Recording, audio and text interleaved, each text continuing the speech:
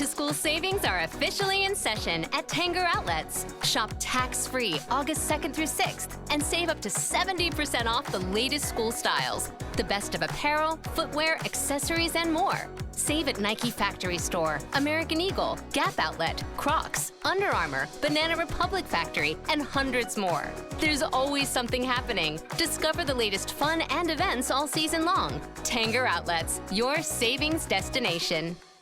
You're listening to the Archaeology Podcast Network.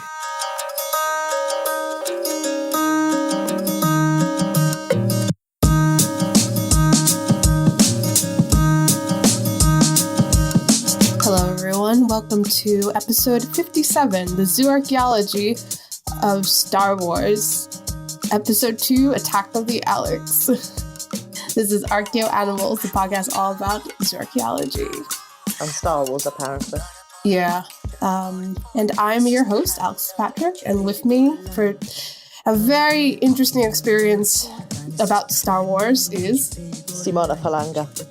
So, okay, this first part, we can't really do this on a podcast medium, but for the listeners at home, please imagine the, crawl, from the films. The yellow text, it's the yellow text. It's the moving yellow text that everybody talks about.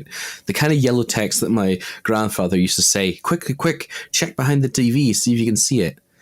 Stupid me being quite young. That's a really good bit, actually. I know. I fell for it quite a lot. Yeah, I did. I could never catch it. Oh, you weren't fast enough. I don't know, I've really tried. But he said to me, look, do or do not. There is no try. All right, we got another couple minutes of quotes. You want to get out of the way before we keep going with the episode, or what? Anakin, your focus determines your reality. So in that sense, as long as we maintain focus on the episode, it should get done. Well, we'll see. Anyway, so imagine the crawl, right? It's going up into space. It's yellow text. And so here's the recap of the last episode, because this is a sequel to our first Star Wars episode. So at that time, Simona was gone, lost somewhere outside the Outer Rim. Alex had, okay, I'm going to try to do this with my COVID voice, ultimate power, and decided to do a Star Wars episode because my brain was broken a very long time ago when my father showed me those VHS tapes.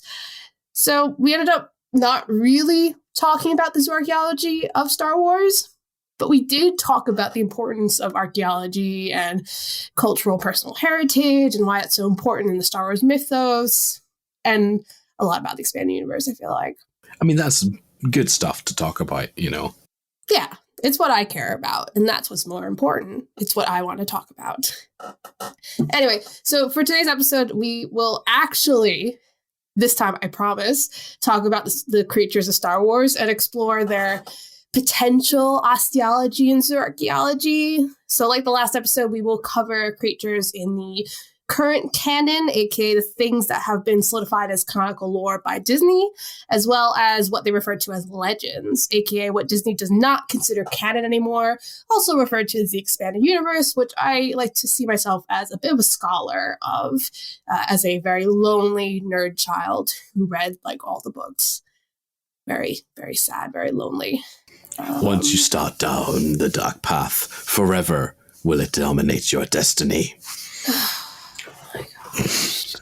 It's so easy. There are so many of them. There are so many over-the-top quotes from Star Wars. It's almost ridiculous. It's almost like it's a huge franchise that has been in all sorts of media. Yes, but I've just managed to quote just from the 4, 5, and 6. So, Anyway, more importantly, because... What was that for? Or was that sarcasm? No, me. True. Sarcastic. No. Speaking of Simona, Simona hasn't said a word really in this episode, and I think we should explore why that may be. Simona, what is your experience with Star Wars? I have watched the first 2 films, not 1 and 2, I'm told. The first films as they came out in chronological order, which I'm told A New Hope and Return of the Yes. Jedi. No. It's it's episode 4, A New Hope, and episode 5, The Empire Strikes Back, is that's what you the one. watched. I think I may have watched Sorry. Return of the Jedi. I don't know. Have you seen the little Ewoks, the little adorable bear creatures? I don't like okay, so them. then you have seen. I don't like them. Oh, I like them. I liked R2D2. When I was a kid, I loved Wicket. I thought Wicket was so cool. When I was born, I guess my parents were planning on having a child for a couple years. So I had the biggest collection of Return of the Jedi merchandise, and I wasn't born until a couple years after that film came out. So I had I had a Wicket plushie, I had all this stuff. So I think that's why I tend to really like it. Now, I've watched them as an adult, but again, only those 2, potentially 3 films. It's been a few years, I can't remember. So, as you may have gathered, I'm not as into the Star Wars lore, which is a good way of saying I'm not into Star Wars lore at all. What we've done for this, because of course we're going to be covering several creatures, Alex has kindly sent me a variety of images of the creatures that we're going to cover, and I have purposely decided not to look at them.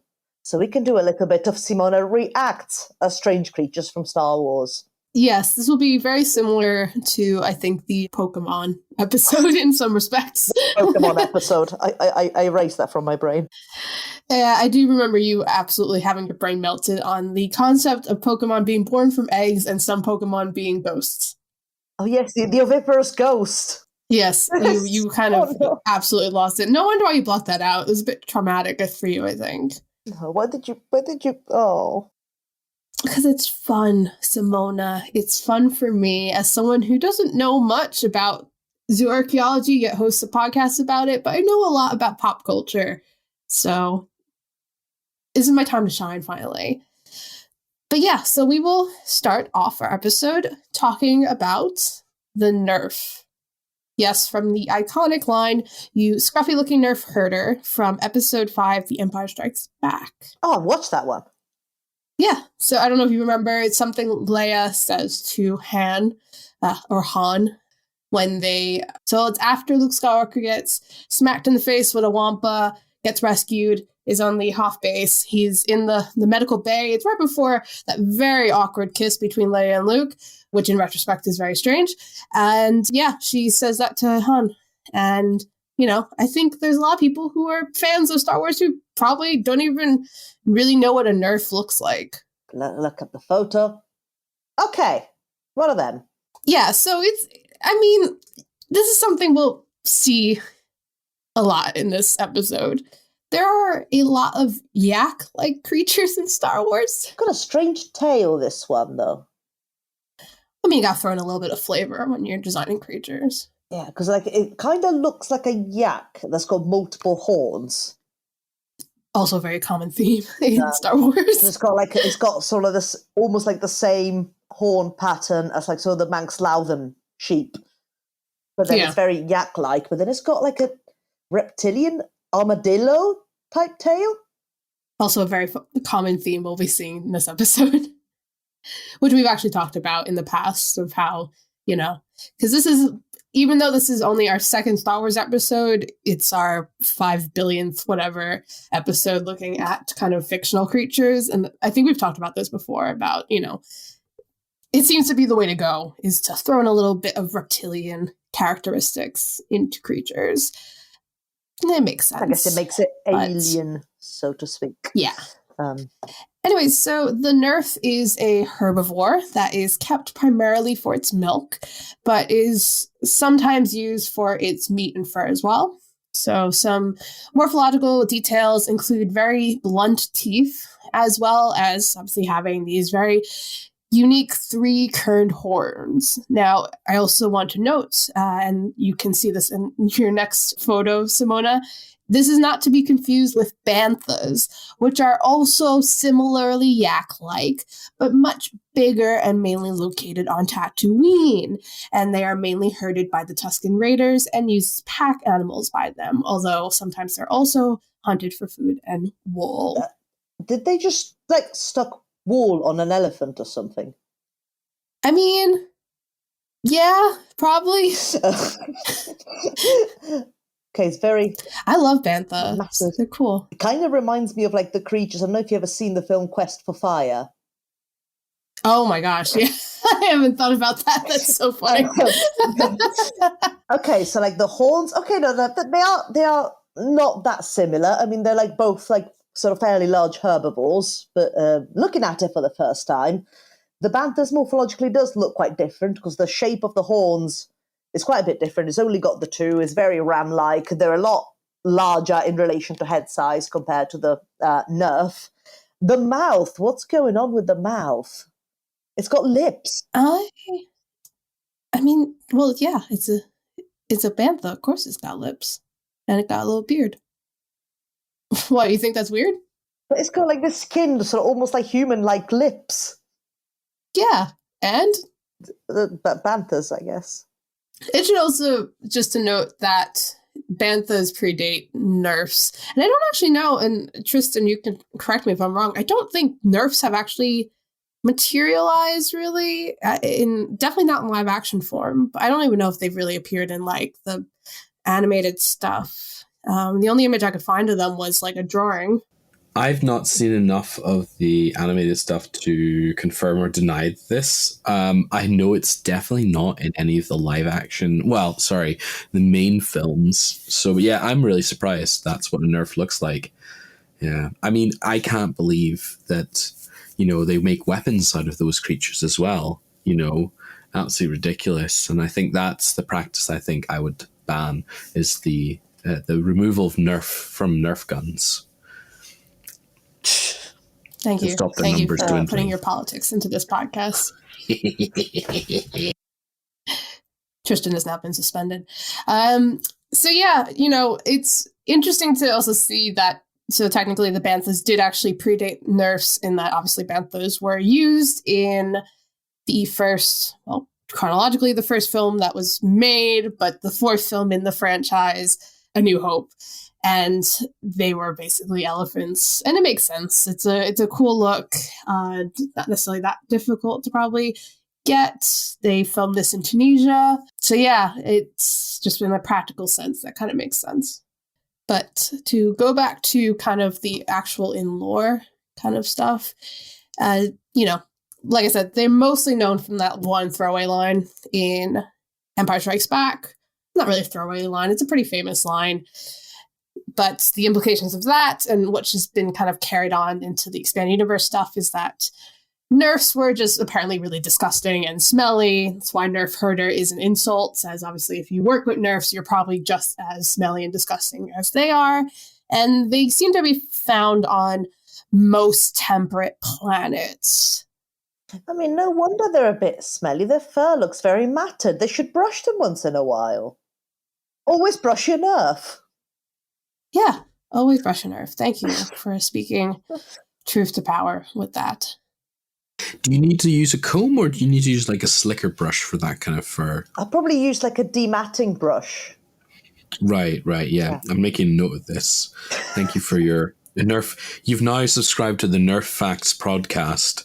If you want to hear more episodes about this, Simona will be doing a number of how to groom your nerf for the next couple of episodes. Welcome to our new podcast, Nerds on Nerfs. I'm your host, Alex Fitzpatrick. Well, I'm very passionate about nerf welfare.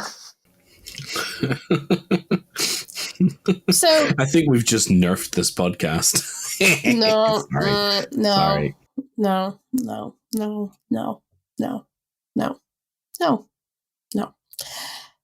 I'm bringing it back, baby. We're bringing it back, okay? Back to an actual podcast about zooarchaeology. So, zooarchaeological considerations for the nerf that have nothing to do with, maintaining their looks. I mean, they seem more or less. It's hard to say what their domestication status is because it's not a real animal. But the fact that they refer to them as herds and nerf herders, maybe we can imply that they are more of a managed, herded animal like the reindeer, which we talk about a lot in this podcast, rather than something a bit more domesticated like cattle. Is the yak fully domesticated? I don't actually know. I feel like we might have talked about this in the previous episode, but I've already forgotten. The yak, no, it is classed as a domesticated cattle. Oh, okay, yeah. So I guess something akin to something that looks like a yak, but is herded like reindeer does. Yeah, I mean, obviously, speaking realistically, domestication isn't necessarily a black and white thing. There are shades of domestication, and, who knows as well how anything works in the Star Wars universe. It's a bit Calvin Ball-like. But, I mean, I feel like you can probably make a case that they might be a bit more of a herded species, not necessarily bred. And again, I mean, the difficulty, I guess, is that we really haven't seen them in any of the kind of bigger iterations of Star Wars, which seems surprising. They should get their own spin-off. Everyone does. Yeah, true. Just an in-law documentary of the nerf. But I'm guessing probably semi-domesticated, because so they're herded by the Tusken Raiders, others... No, those are banthas. Those are banthas.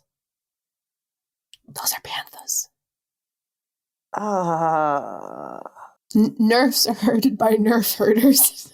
It's very easy to remember. But that might not be what they call themselves. That's just what other people refer to them as. That is true. We may be using a derogatory term this whole time. That's, if it's used as a derogatory term for someone who smells, then surely the population that in-law herds the nerfs probably doesn't like to be called that and call themselves something entirely different. This is true. In my defense, I have no idea. I'm sorry for my ignorance, but maybe Star Wars should actually cover that so that I don't sound ignorant when I talk about this. But I guess, assuming that they are semi-domesticated, I guess there would probably be some similarities maybe with the way that we would find their remains, as far as kind of, there's a very specific way we see domesticated species, right, in the archaeological record. There's probably going to be a correlation between, proximity to a kind of site, a domestication site or something like that, and probably related finds to the secondary products and things like that, Yeah, so I guess, I don't know, presuming, if they get herded across a distance, you might make the assumption that the herders are semi-nomadic at least. So maybe in sort of summer camps or winter camps, you might find evidence of sort of butchery of the animals and preservation for the winter. There might be some working of the bones or taking the horn specifically, turn into objects, utilitarian or otherwise. So if that preserved, that'd be nice. But the horn cores will be there in this. Yeah, for sure. And I think the fact that they are found mostly on temperate planets probably also supports that idea that, we're potentially looking at kind of seasonal sites of occupation and in relation to nerfs. So the banthas instead get herded by Tusken Raiders, but they also get hunted from other people for food and wool. Yes. So much like yaks and nerfs and cattle. Yeah, like I said, there's a fair amount of yak-like creatures in Star Wars, which again kind of makes sense from a very practical standpoint in that you can basically throw a bunch of fur on a real animal and say that's some kind of creature, right? Include the elephant. Yeah, it's fine. It's fine. Actually, banthas are kind of interesting as well. There's a lot of cultural stuff with banthas and the Tusken Raiders. I believe in some of the expanded universe stuff. I don't know. I can't remember if it's been added to the canon lore because there's been a lot of stuff related to the Tusken Raiders in the television shows like in Boba Fett and The Mandalorian.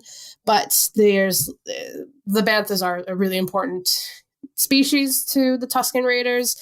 And they grow up together. There's a whole thing with, Bantha being born around the same time as a child in the Tusken Raider group.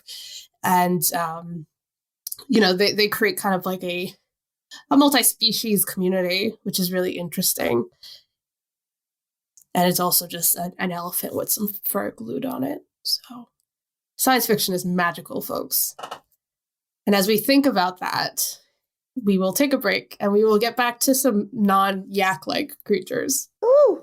Welcome back to episode 57 of Archaeoanimals. We are talking about the zooarchaeology of Star Wars once again, and we are at some non-yak creatures for once. So I want to talk about, and this may be shocking because I think a lot of people want to pretend that this film doesn't exist, but I do want to talk about the Kaadu from episode 1, The Phantom Menace. Photo? No. He got stuck with a yak. Okay. It's a strange tall duck with no wings. So yeah, they are mainly rowed by the Gungans of Naboo, and they are apparently what is referred to as a reptavian. So in other words, it's a reptilian creature with avian-like characteristics. Yeah. And I think you can argue that they're probably more amphibious rather than reptilian in some respects. They're able to live on land and in the water, and they also lay eggs. Also kind of like a duck, and they do kind of look like a duck, actually. I think when I was a kid, I thought they were ducks. Oh, like a crocodile? Well, no, they don't look like a crocodile, but a crocodile is able to live on land and in the water. Yeah, I guess it's the bill part that really throws me off. So, okay, full disclosure, the reason why I wanted to bring these creatures up is when I was a kid, I had an action figure of one, and I don't know what it was. I was obsessed with it. It was like my favorite Star Wars creature action figure. I used it all the time. I don't know what it was. There's just something very captivating about a weird, like, duck reptile creature. It's just cool looking. I don't know. I know, it almost looks sort of like a dinosaur that was trying to turn into a duck, and then halfway through the transformation just went, yeah, nah, I'm done. I do think I do think it is something about the bills, and maybe skeletally. I want to just pitch this out there. What if they're more like platypuses, skeletally? So like a Reptavia malian. So like I don't know. I feel like they do look duck-like, but I've always felt like they look more like a platypus than a duck, at least built-wise. So like maybe their skulls have that sort of weird like pincer thing that's platypuses have. That like it's so if you've never seen a platypus skull, first of all, pause the episode, Google it.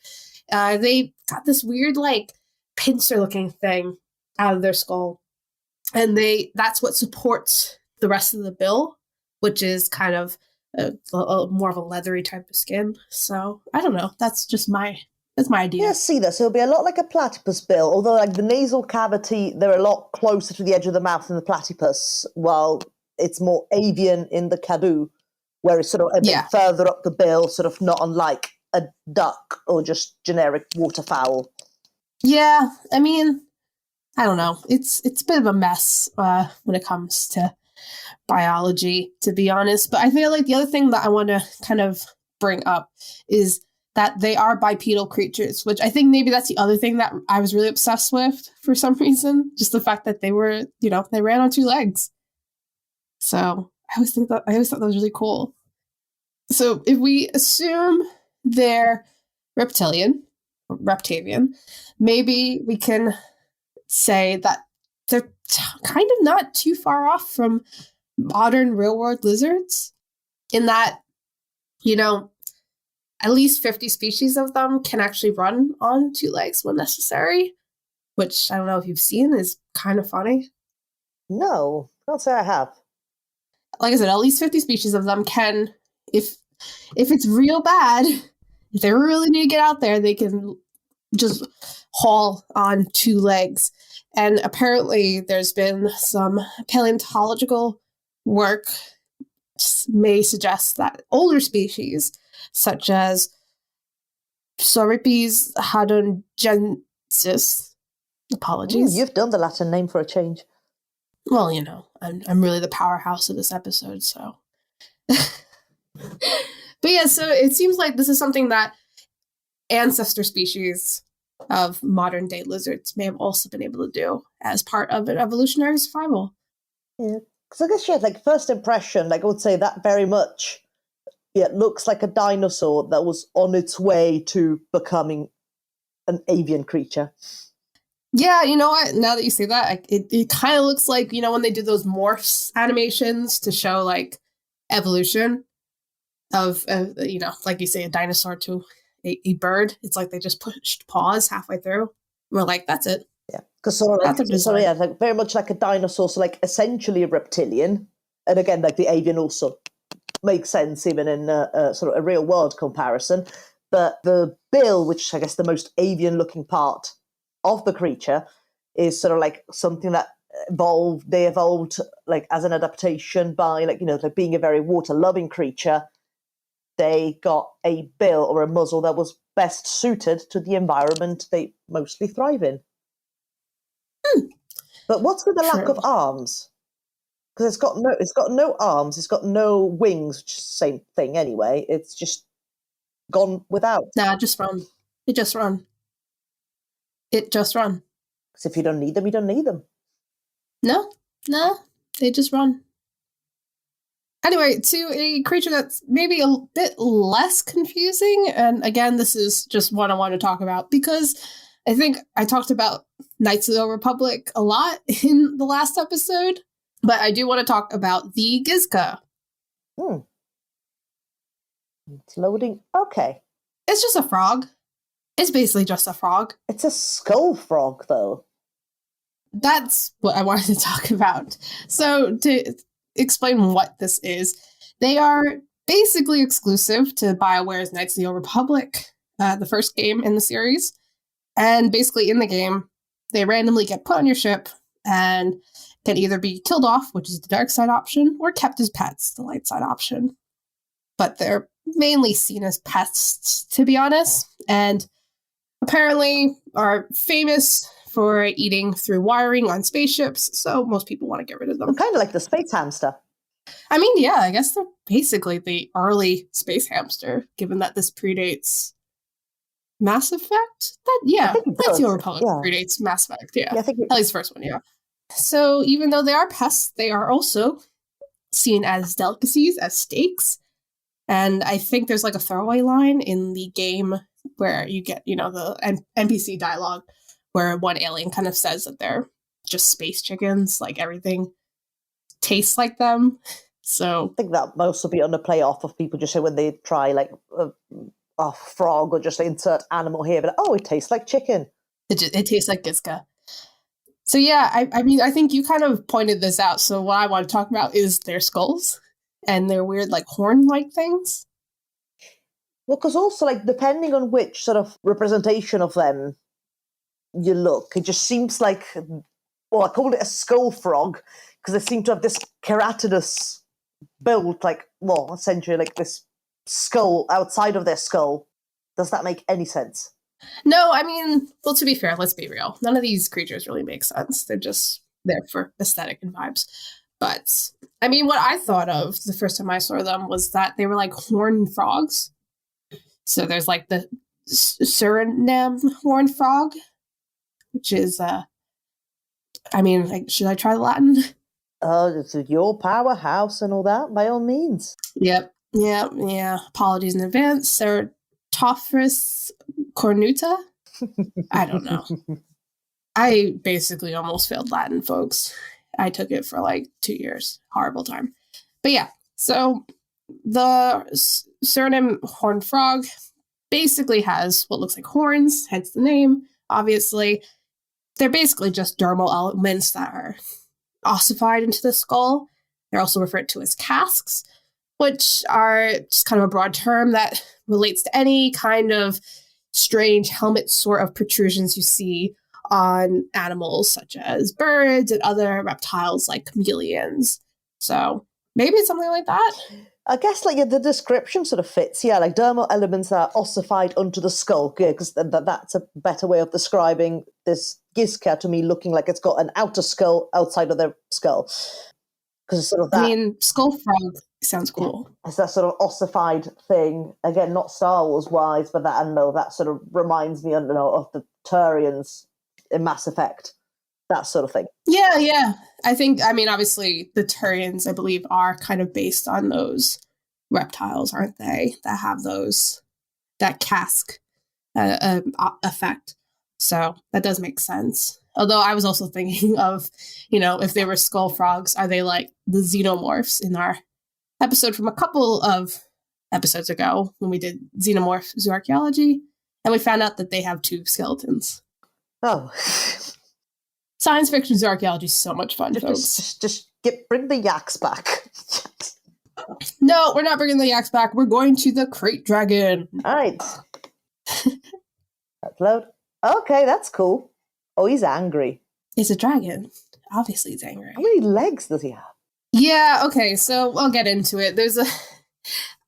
I didn't realize how much lore is in the Krayt Dragon.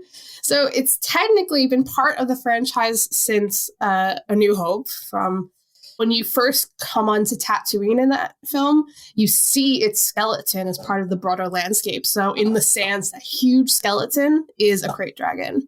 And the Krayt Dragons are actually a native inhabitant of the planet. And the weird thing, when I looked up on Wikipedia, because obviously that's where you go to for your Star Wars information, the skeleton that's on Tatooine that you see in the film is referred to as a juvenile, and I have no idea where that comes from. Like, maybe it's a guesstimate based on its size, but like I was looking, I couldn't find the actual citation as to where that's from. It's got to be size. But now it depends. Is it? So it's a reptilian species. Yes. There's something about the mouth and the teeth is very fish. Yeah, I mean, that's kind of, the skeleton always reminded me of a big fish. So like some of the angles, because I'm looking at more photos now, when it's got its mouth open, depending on the angle, it just really reminds me of a great white shark. Yeah, I get that. It's obviously, it's a mix of things, isn't it? Like in actuality. Yeah, I mean, the teeth are creepy enough to be fish. So what makes it a bit more confusing is that, and I'm not sure if this is like canon lore now, but it seems to be like different subspecies. And I think realistically speaking, this is them trying to get around the fact that it's been shown in various ways, in various media, which makes sense. I mean, that's a great way to kind of include all the depictions of it as canon. So there seems to be 2 subspecies that are mainly seen. So you have the canyon Krayt Dragon, which is somewhat smaller and runs on 4 legs. Now, this is the version you would see in some of the video games, like Knights of the Republic, and that's what I usually think of when I think of Krayt Dragons. And then you have this greater Krayt Dragon, which is much larger, much more dragon-like, and this is what the skeleton from A New Hope is from. Now, the weirder thing that really complicates this is that there was a Krayt Dragon that finally made its live-action debut in the Mandalorian TV series, and this one had 16 limbs, could spit acid, so it's not even one of those subspecies. Speciation. Where did the 16 limbs come from, though? To walk really, really, really fast. I mean, how does that work? How do they work, though? I'm thinking about it morphologically. How does that work? Because they're not very well spaced out, so they must be bumping into each other all the time. Because I was like, so in my brain, when I was trying to work this out, I was thinking of like centipedes, but even then, there's a very specific type of movement that centipedes and millipedes have, right? With all those limbs. So maybe it's a similar. Do they burrow? Yes. So the one that has 16 limbs does burrow. Okay. In the TV series. So I guess that explains it, maybe? Yeah, you'll make sense. Yeah, this sort of centipede-like, but it's got with tiny little hands. Tiny baby hands. So they're obviously extremely dangerous. As such, they are highly prized as hunting trophies. So I guess you would assume a lot of the kind of material culture and archaeological record of these species is probably going to be hunting trophies. But the other thing that I wanted to talk about is that they do have a secondary product. They actually produce pearls.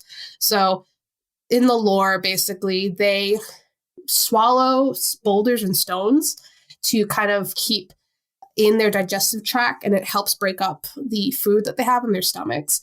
And, kind of inspired by the actual pearl-making processes of mollusks, this would eventually become a pearl.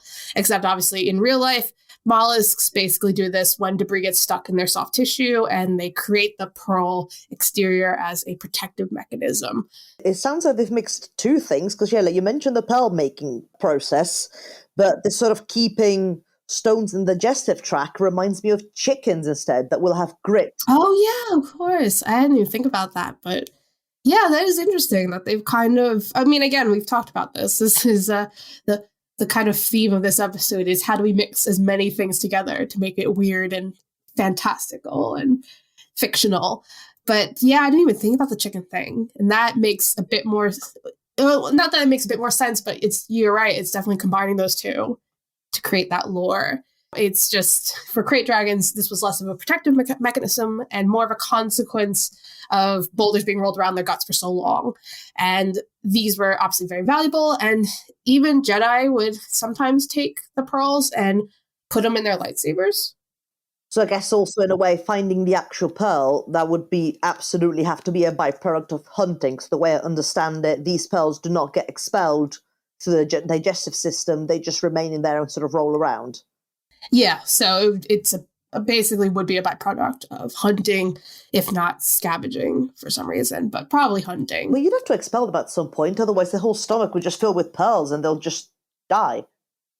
I mean, I can't really profess to saying that I know all of how the digestive tract of a Krayt Dragon works. Why don't you? Their welfare is important. I know, I'm sorry. I'm so behind on my xenobiological welfare information. I don't know. So real quick, before we wrap up and go to our next segment, I do want to really quickly talk about the Ronto. So not a yak, but another Tatooine inhabitant. Sorry, folks, but let's be real. A lot of Star Wars properties take place in Tatooine, so there's a lot of creatures that are from Tatooine. They're used as a mount by the Jawas. They're also reptilian. They're very tall, very long necks, and kind of as a little behind the scenes tidbit that maybe explains a bit of how they work. Their design was a combination of an elephant, a rhino, and a dinosaur. And the latter specifically comes from the fact that the special effects team, Industrial Light and Magic, literally just used their Brachiosaurus model from Jurassic Park to create the Ronto model when they inserted a CGI model of it in the 1997 special edition of A New Hope, which is hilarious.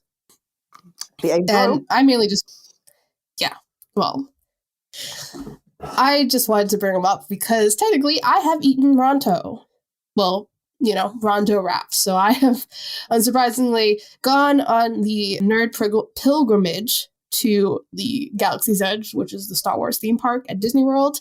And they do serve Ronto wraps, which are basically just a bunch of really nice pork and sausage in a really peppery sauce with coleslaw and pita bread. So I'm going to just assume that Ronto just tastes like that. It's really nice. Highly recommend. But yeah. So another example of reptile characteristics being thrown onto a creature to make it science fiction. Simona, thoughts? Well, all the ones I was going to say got spoiled already, because I was going to say it kind of looks like a dinosaur with like elephant ears and like a rhino, well, not beak, but and yeah, that's exactly what it is. So yeah, I just think it's funny. I had no idea that little tidbit that it was literally just a reused model from Jurassic Park, which explains a lot. But yeah, and I guess while we think about how everything really just looks like a dinosaur in the Star Wars universe, we will take a break and we will come back with our final segment of non-Tatooine creatures, I promise.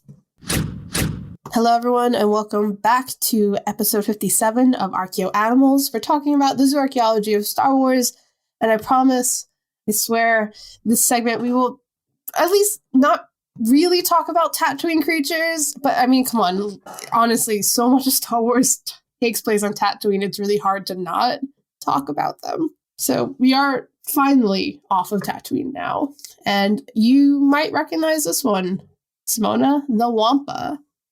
It's Bigfoot. I mean, yeah, I guess. Snow Bigfoot. Well, I mean that is a folklore creature, yes. Well, the Yeti, really. Yeah, or the abominable snowman. One of those. So wampas are potentially the main predator species on the ice planet of Hoth. I mean, realistically, we don't really see a lot of creatures on Hoth. It doesn't look very nice there. No, they're not really. So they're most notably seen in Empire Strikes Back. They attack Luke at the very beginning of the film. And then kind of the first, enemy of the film. So, yeah. So, as Simona has already said, they're basically like the Domino Snowmen or Yetis. They're big, white, furry creatures with those rounded ram-like horns that apparently just are on every creature in Star Wars. Why not? I mean, yeah, they do make things look interesting, I guess.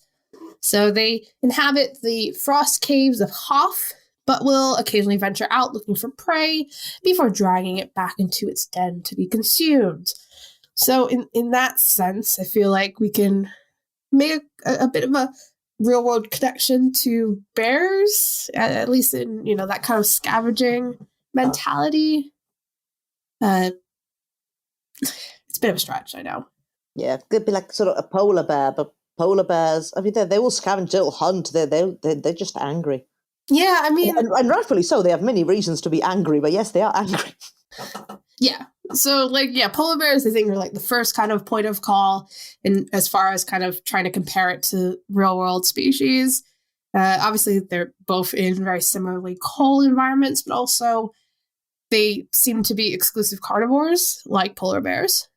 Although other bear species, like brown bears, can occasionally scavenge. So I think in that case, maybe we can shift the conversation a bit. And instead of talking about the remains, we can potentially talk about the taphonomic signatures and how the Wampa probably have a very unique, or at least identifiable taphonomic signature, kind of like bears. So bears, when they scavenge and they chew on bone, and we find that archaeologically, you find that the main kind of characteristics are really fragmented bone, particularly long bone, and has evidence of furrowing and scooping, so kind of those long, entrenched, indentations, pitting, that kind of bumpy bits and pieces here and there, and really smooth surfaces at the kind of fractured edges of bone. At least that's my guess. Yeah, I think they would have a very distinct sort of signature as well on the bones, the wampas, because I'm looking at a close-up of one with its mouth open, and oh boy, the danger dentist. What's going on there? Because all the teeth seem to be pointed, so they have a succession of canines in a variety of sizes, almost fish-like again, but sort of all of varying sizes. There doesn't seem to be any rhyme or rhythm, except for maybe on the lower jaw, there's almost two sets, so a 4 total of lower canines that are much bigger than all the other teeth, but all the incisors look equally sort of pointy, but they're more slender in the maxilla than they are in the jaw. Yeah, so I wonder if for wampas we maybe see more pitting in that case. Definitely, probably a lot of sharp fragmented bone. Although obviously in the film, when you do see them and they're munching on bone, it's just that kind of cartoon big femur bone gnawing on a turkey leg type thing. Yeah, because also I can't really see what their molars are like, but of course a lot of the bone crushing would be done with the molars, but then if they just have endless rows of canines, I mean, they'll be fine for sort of tearing flesh, but in terms of crushing bone, maybe not, actually. Yeah, I mean, obviously... Actually, no, I lie. Crocodiles do that just fine. So. Oh, true, yeah. And we have actually, in a few episodes ago, I believe we have talked about crocodilian taphonomy, which I believe is also kind of, very fragmented bone, splintered bone. So I guess that would be more of the taphonomic signature than perhaps what we actually see in the film. Yeah, because I think it would probably be very distinct because it's it's just all these sort of teeth with not much of a rhyme or rhythm, because there's some you'd expect some sort of conformity in the size of the teeth, or your incisors, your canines, premolars, but it just seems to be sort of very all over the place. Yeah. But hey, it's science fiction, baby. There are no rules, really. Anyway, kind of related to the wampas, I feel like we should talk about their main prey, and really the only other creature you see on Hoth, which is the tauntaun. And that's me getting my actual Long Island accent really comes out when I say that. I apologize. Okay. I try so hard. It's another yak thing. Well, not quite yak, sort of yak thing. I mean, yeah. So I lied. There was at least one other yak creature on this list. It looks like the yak snow version of that other dinosaur one with a platypus bill. Yes, the Kaadu. So, like the Kaadu, the tauntauns are bipedal mounts. Although, in contrast to the Kaadu, they do have arms. They're little T-Rex kind of arms, which are fun. Yeah, because I guess, they're sort of like a Kaadu, but they're like more like a Kaadu and the what was the yak again? The first one. The nerf. The nerf? Yes, a Kaadu and a nerf had a baby in the snow, and it was this. Yeah, I guess so. So, for those who don't know, for some reason, they're furry creatures with curved horns. Again, those horns making a comeback, and big claws, which some kind of in-lore texts suggest that's why they're really well suited for traversing Hoth. The claws allow them to get a nice grip on the really icy and snowy landscapes on the planet. And the thing I wanted to point out that is really unique about the tauntauns is that they have 4 nostrils. Oh, I didn't notice that. Yeah, no, it's something that I think when I was a kid, I really didn't notice. And then as I got older, I was like, do they have 4 nostrils? Because it's such a very strange, because usually you'd say like, oh, they have extra arms, they have extra eyes, they have extra legs. I've never really seen a science fiction creature that was like, we'll have extra nostrils. Yeah, because almost like the top nostrils almost look like would be the start of an elephantine sort of tusk, not tusk. Oh, what do elephants have? I mean, I'm failing could at you be more English. specific? The nose. Trunk. The trunk, that's the one. Kind of looks like an elephant trunk. Yeah. And then sort of like the maxilla kind of looks like a camel's. I do like the tauntauns. I think they're one of the more innovative kind of creature designs in that it simultaneously looks very familiar but not familiar at all. Yeah, because the face is quite mammalian, but then again, the teeth, again, you've got, well, they make more sense in the tauntaun, but it's sort of these sort of basically canines all across the board, like, or just pointy teeth throughout. But then they've also got those ossified sort of dermal plates that you see in some of the reptilian creatures. So, like, aside from the horns, it's got all those other bits sticking out. The ossified dermal plates? I don't know, I wouldn't call them plates, but... So, yeah, I don't really have in-lore explanations for that. I do have an in-universe lore kind of explanation for the nostrils. So, apparently the larger set of nostrils would be used only really for intensive activities that required a lot of oxygen intake. And then the smaller set was used for when tauntauns were less active, as it also kept out snow and things like that. So weirdly enough, they're not that entirely dissimilar from real life creatures that also have 4 nostrils, which are mostly fish.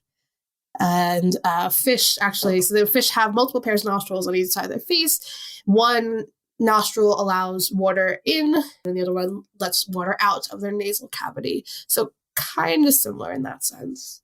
It's one of those things that like makes sense on a very base science fiction level, for sure. And as you mentioned, Simona, they do have a bit of a reptilian look to them, and in some texts that I found, they are referred to as reptomammalian. So underneath all those layers of fur is actually a layer of scaly skin, and then following that is blubber, which is why in Empire Strikes Back, when Han has to keep Luke Skywalker somewhere warm and safe overnight, he slices open a tauntaun and puts Luke inside. It's not very nice. It's not nice. And then he obviously says one of his famous lines, I thought they smelled bad on the outside. And that's obviously because blubber has an extremely strong odor, but also provides insulation. So that's why it was useful as a living sleeping blanket, basically. So I guess zooarchaeologically, we could maybe say, hey, there could be evidence for tauntaun butchery for blubber. Maybe. We don't really know if Hoffs had like actual, humanoid or relatively sentient inhabitants. So I don't know if there was ever a culture for tauntaun blubber, but I guess you could maybe make a case for that potentially being something to look for. We see it in early prehistoric archaeological sites with regards to the use of blubber from marine mammals such as seals, butchery marks on bone that represent dismemberment and skinning, of course, but also associated artifacts with residual evidence of blubber that could be identified using lipid analysis and isotope analysis. So maybe, I don't know. And also, I guess you could get it even though there's no necessarily any the sort of humanoid populations on the planet. You might get the odd, I don't know, say like a shipwreck site. People had to fend off for themselves while help arrived, and then they would have to, hunt the local fauna. So there might be some evidence of exploitation, but not necessarily by a culture per se, but just people that happen to be on that planet for a reason or another. Yeah, and obviously we know from the film that the rebels have kind of created a base there, so it could be that they have to actually scavenge tauntauns for blubber, for, fuel or something. Again, just two archaeologists making up stuff as we go along. Anyway, real quick, I want to go to our next one, the Kowakian Monkey-Lizard, which is most known for their appearance in the form of Salacious Crumb, Jabba the Hutt's weird little pet guy from Return of the Jedi. Oh. Exactly. That's why I want to talk about them. They are various colors, brown, red, blue. They're basically treated as the space version of a parrot. And I want to talk about the fact that they should not be called monkey lizards. I don't get it. I get the monkey part. They're bipedal creatures with tails that have similar motions. They are found on trees. And I can kind of get the reptilian part, is that because, they have tufts of fur, but they also have this kind of scaly looking hide. But if we're trying to sort out what reptile they're closest to, I wouldn't necessarily say a lizard. I would probably argue for something like a turtle because of their weird beaks. And if anything, looking at them, again, like I've never seen this before in my life, what came to my mind first was an eye. Yeah. Over a monkey.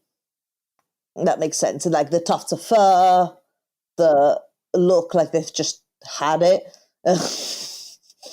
Except for the beak, obviously. So I say reptilian, but also in a way, you know what that beak also reminds me, which again is not reptilian at all?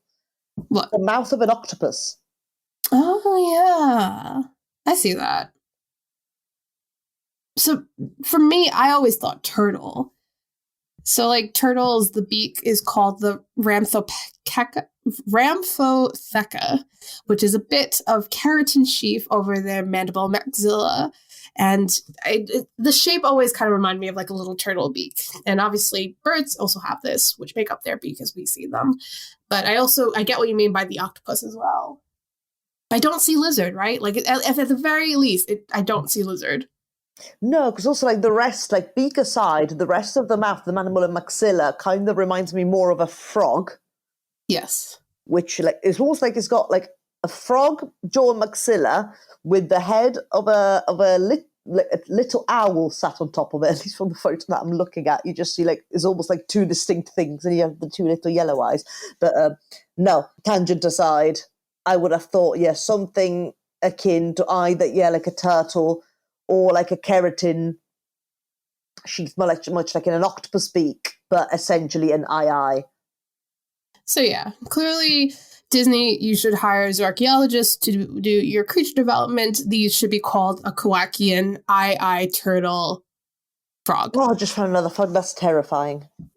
Oh no, I don't like this. Is it the picture of the puppet? Yeah, I think maybe is it in The Mandalorian? I think there might be one. I will say I am the owner of two of them. I have two puppets of them in my house right now. Thank you, Disney. Oh, Okay, so we will go away from we will cleanse ourselves of that image because they are a bit freaky and talk about our final very strange creature from Star Wars. And that is the Tuca cat.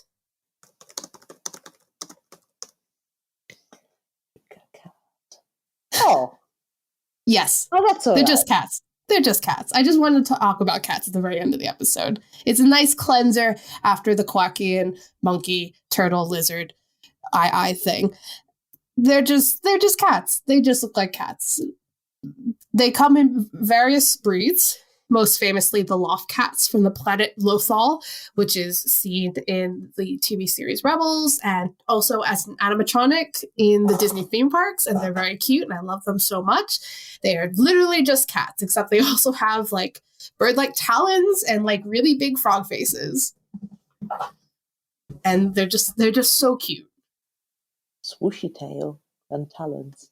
You just want to squish their faces. I love them.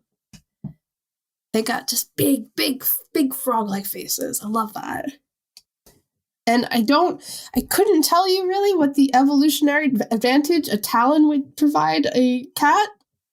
Hold the prey down. I guess I don't understand why the frog face, other than maximum cuteness. Well, because that could be, to bribe sort of human cultures in the vicinities into giving them food. True, yes. So they don't have to hunt. And then the talons, I mean, provided that much like cats, cats are not arboreal, but, have the ability to climb on trees. If their hunting strategy is to pounce on their prey from the tree, then the talons, much like a bird of prey, would help them sort of hold them down. Yeah, and they seem to be, in the way that they are portrayed in kind of Star Wars, they seem to be in the process of being domesticated as pets. They're mainly seen as like pest hunters, and they do seem mostly tamed. But yeah, I mean, to be fair, Star Wars technically does take place in a long time ago in a galaxy far, far away. So, they may not be up to the same level of domestication that we are in the real world. But yeah, that is a whirlwind journey through the zooarchaeology of Star Wars. Simona, how do you feel? I'll tell you next episode. Yeah. I need to process some of this. Yeah, so I guess while you process that, if folks listening want to make sure that they subscribe to our podcast, wherever you get your podcasts, and tell your friends to subscribe as well. Like us and leave reviews. That's always really helpful and nice. You can find us on Twitter at ArchaeoAnimals. Let us know if you want another Star Wars episode, because Lord knows there are so many creatures and Simona's sanity still seems to be intact. We could probably break that down a little bit further by doing another episode. But yeah, otherwise, it's been Alex Fitzpatrick and Simona Falanga. Hire us, Disney. We will make Star Wars good.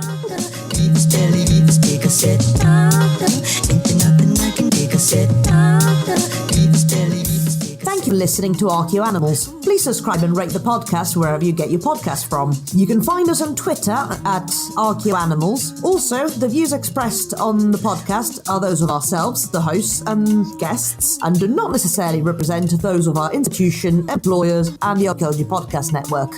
Thanks for listening.